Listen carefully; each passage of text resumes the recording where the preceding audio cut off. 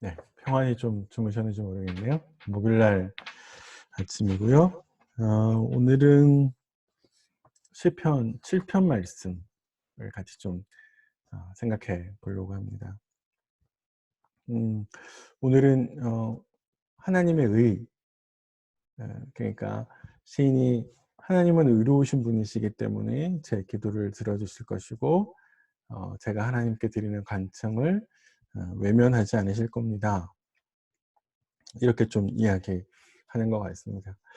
어, 4편, 5편, 6편 계속 비슷한 내용들이 좀 쭉 이어지고 있는데요.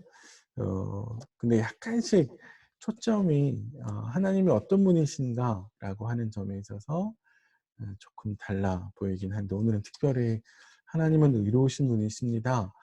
이렇게 시인이 계속해서 이야기를 하는데요.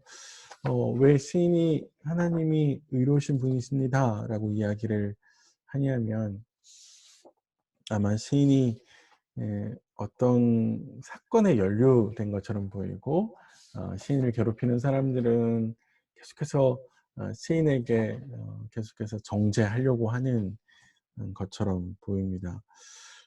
아마 구체적으로 그것이 어떤 사건인지 저희가 알 수 없지만, 적어도 시인은 그것에 있어서 자신이 의롭다라고 이야기를 하고 있고, 그런 점에 있어서 의로우신 하나님께 호소하고, 그래서 재판장에서 법정으로 가서 하나님께서 내 무죄를 선언해 주게 해 주십시오라고 요청합니다. 그리고 의로우신 재판장이시기 때문에 죄가 없는 나는 구원하실 것이고, 반대로 나를 죄인으로 몰고 가려고 하는 나쁜 사람들은, 악인들은 망하게 될 겁니다 라고 이제 전체적으로 호소하는 것이 오늘 이제 저희가 함께 읽은 본문이고요. 그래서 전체의 내용은 이제 9절까지는 시인이 하나님께 간청하는 것으로 이루어져 있고, 10절부터 17절은 이제 확신하는 내용으로 이루어져 있습니다. 간청하는 내용도 크게 이제 두 가지 내용인데요. 첫 번째 내용은 하나님께 자신이 결백합니다. 나는 진짜 결백합니다. 라고 주장을 하면서 자신을 추적하는 사람들로부터 구출해 달라고 시인이 요청합니다. 저는 결백합니다. 저는 완전합니다. 라고 말하는 시인이, 우리가 조금 헷갈리지 말아야 될 것은, 시인이 저는 완전하게 온전하게 퍼펙트한 사람입니다 이렇게 이야기하는 것이 아니라, 적어도 대적들, 지금 자신을 추적해서 자신을 넘기려고 하는 사람들이 주장하는 그 지점에 있어서는 적어도 저는 무죄합니다 라고 이제 시인이 이야기하는 것이죠. 시인이 특별히 내 하나님 이렇게 어 아주 가깝게 하나님을 부르고 있는 걸 볼 수 있는데요. 특별히 이제 이거는 하나님과 내가 기도하는 데 있어서 적어도 우리는 하나님은 내 기도를 들어주실 만큼 친밀한 관계가 당신과 나 사이에 있지 않습니까? 라고 하나님께 이제 호소하는 내용이라고 볼 수 있는 것이죠. 그러면서 시인은 이제 하나님께 그런 호소를 하면서 두 번째 단락으로 넘어가는데, 시인이 하나님께, 상대방은 시인이 뭔가 죄가 있다라고 이야기를 했고, 시인은 하나님께 저는 죄가 없습니다 라고 이야기를 했기 때문에, 이런 상황들은 자연스럽게 법정인 상황으로 가게 되는 것이죠. 그래서 결국 재판을 하게 되는데요. 이 재판을 요구하면서 시인이 하나님께 또 기도합니다. 이 단락을 보면 시인이 하나님께 크게 세 가지를 요구하고 있고, 그 세 가지를 요구하면서 그것에 대한 근거를 다시 제시하는 걸 볼 수 있는데, 약간 요 구절을 해석하는 게 있어서 약간 어려움이 있긴 합니다만, 그래도 요 세 가지 간청, 그리고 그 간청에 대한 이유가 있다라고 보는 것이 좋을 것처럼 보입니다. 시인의 간청은 하나님 일어나십시오, 막아주십시오, 깨워주십시오 이렇게 이야기를 하는데요. 요거는 한결같이 하나님 지금 굉장히 급하고 어렵습니다. 하나님께서 오셔서 빨리 행동을 좀 취해 주십시오. 정의를 세워 주십시오. 라고 이제 이야기를 하는 것이라고 볼 수 있는데요. 시인이 요렇게 요청하는 이유는 뭐냐면 어 "내가 정의를 세울 거고 정의가 있어야 돼."라고 말씀하신 분이 하나님이시기 때문입니다.라고 시인이 이야기를 합니다. 우리 성경에는 약간 번역이 이렇게 돼 있죠. "주께서 심판을 명령하셨습니다." 이렇게 되어 있는데요. 심판이라는 말은 명령하셨습니다. 정의를 언급하셨습니다. 요렇게 번역할 수 있고 시인이 그래서 "이 땅 가운데 정의가 있어야 돼."라고 말씀하신 분이 하나님이시니까 지금 정의를 요구하는 이 재판정에 "하나님 빨리 오셔서 정의를 좀 세워 주십시오." 라고 시인이 이야기하는 거죠. 그래서 하나님이 이미 말씀하신 것에 대해서 근거를 두어서 시인이 하나님께 요청하는 거다 라고 볼 수 있고요. 두 번째는 하나님은 온 세계의 재판관이지 않습니까? 요거를 이제 근거로 해서 시인이 하나님께 요청하는 것들을 볼 수 있습니다. 그러니까 하나님은 온 세계의 재판관이시니까 그래서 온 세계의 재판관으로서 정의를 세우셔야 되는 분이니까 적어도 이 문제와 관련해 있어서도 정의를 좀 세워 달라라고 하나님께 요청을 하고 있는 것이죠. 그래서 하나님께서 정의를 세우는 일은 어떤 한 사람의 문제가 아니라 온 세상의 재판관이 되시는 하나님이 하셔야 되는 일이니까 그렇게 좀 해 달라고 요청을 하는 것이고요. 끝으로 시인은 그렇게 온 세상에 정의를 세우는 그 보편적인 일을 자신에게도 해당할 수 있도록 그 보편적인 가치를 세우는 일이 지금 간구하고 있는 요청하는 나 자신에게도 좀 있게 해 달라고 요청을 하고 있습니다. 예. 그래서 시인은 계속해서 "내가 온전합니다. 내가 완전합니다." 요렇게 요청하는 것이 아니고 적어도 대적들이 주장하고 있는 그 지점에 있어서는 "저는 완전합니다. 그 문제에 있어서는 저는 깨끗합니다." 라고 이야기하고 있는 것이죠. 그렇게 하나님께 간구했던 시인이 마지막에 가서는 어 의로우신 재판장이신 하나님께서 악인들을 멸망하게 하게 하실 것이고 자신과 같은 의인은 구원하실 겁니다.'라고 그렇게 확신 있게 기도하는 것들을 볼 수 있습니다. 그래서 10 절에 요렇게 기도하죠. "나의 방패는 마음이 정직한 자를 구원하시는 하나님께 있습니다." 이게 시인의 확신이거든요. 그러니까 대적들로부터 저를 막아 주시고 그리고 그 공격하는 대적들은 하나님께서 반드시 심판하실 겁니다라고 시인이 이야기하는 것이죠.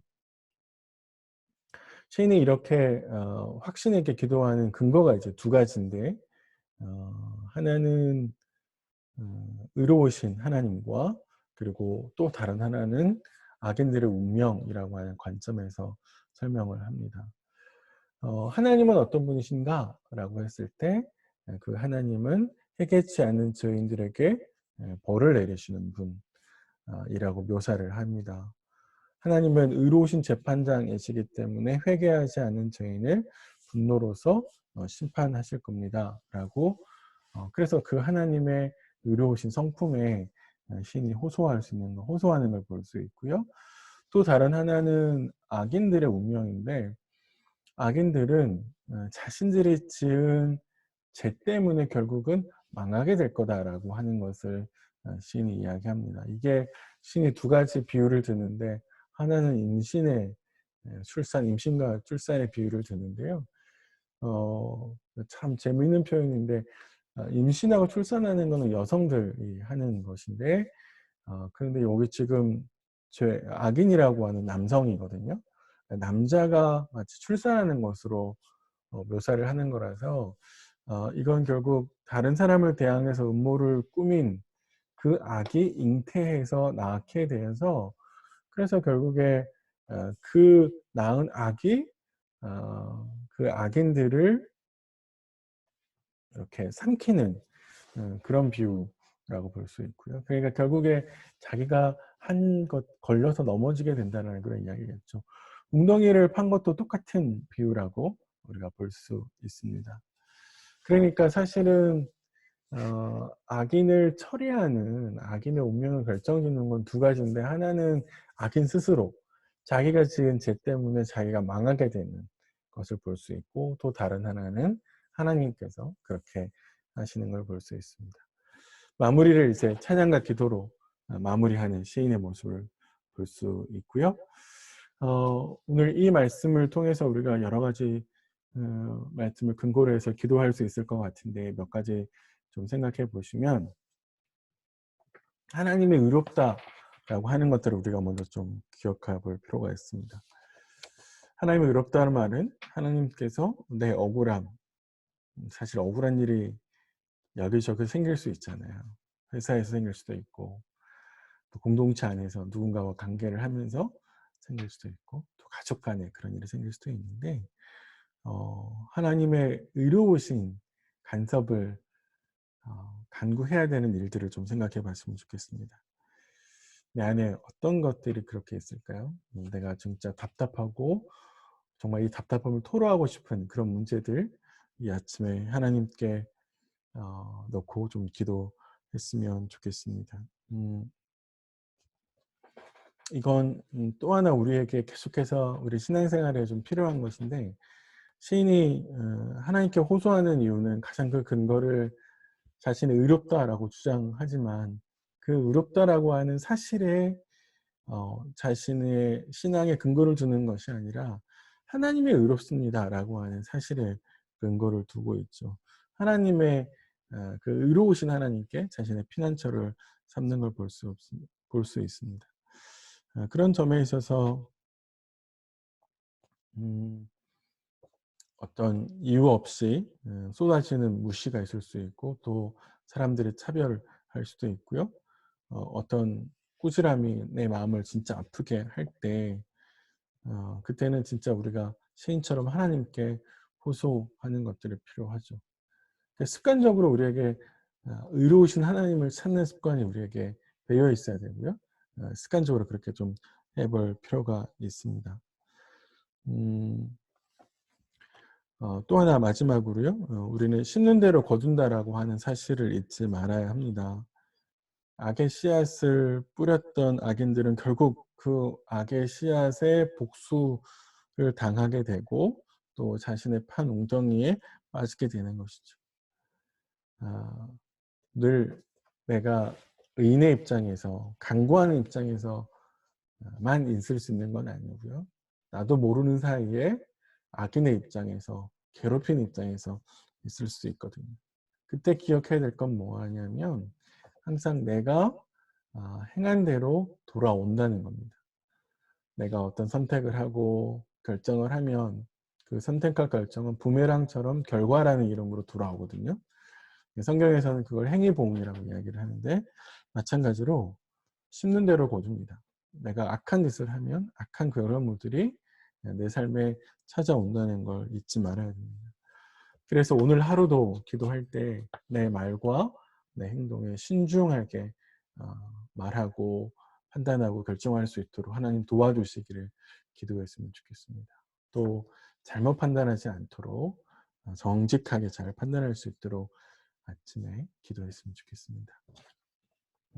오늘 특별히 이제 의로우신 하나님을 계속해서 좀 생각하는 하루가 되시고요.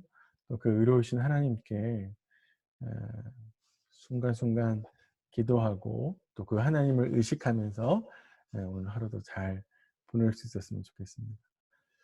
오늘 하루도 우리 모든 성도님들 일터, 가정에 하나님의 사랑이 깃들었으면 좋겠습니다. 하루도 잘 평안하십시오.